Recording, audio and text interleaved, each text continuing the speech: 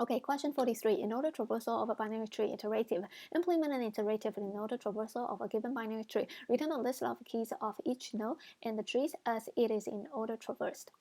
Okay, so when we talk about the in order traverse, that means we visit the left kid and then the root and then the right kid. Okay, now looking into the function signature. The name of the function is in order and the input data is a tree node. That's for the root, and the output data is an integer list. And possible corner case is when the root is null, then we return an empty list. And the solution here is that we need to visit all the nodes, and then we can use a stack to store the visited nodes.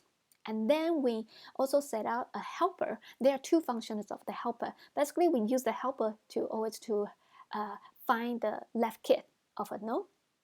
And until the helper is null, that means the element on top of the stack has no left kid, then you can add this element to the integer list and then pop this element out of the stack. So basically two functions. One is to find the left kid, and the second is to help you to judge whether this the element on the top of the stack has a left kid, whether we can add it and pop it out of the stack.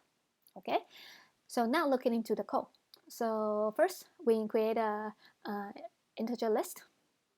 And then next step is the sanity check. If the root is null, then we just return an empty list.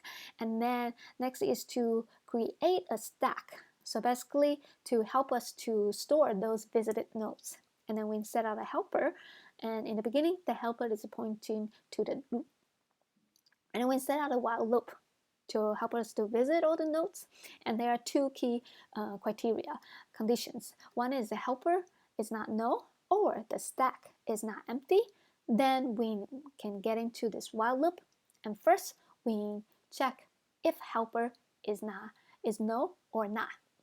If it's not null, then we added this element to the stack. And then we move the this helper pointer to the left kid of the element of the node. And then another situation is when the helper is null, then we know the element, the node on top of the stack has no left kid. Then you can add it to the integer list, and then you can pop it out of the stack. At the same time, you need to visit its right kid. Okay, and so at the end, you know, basically each iteration we will continue to define the left kid, and if no left kid, then you will add the root itself, and then after you added the root, then you visit the right kid. Okay, so at the end, we just return the list.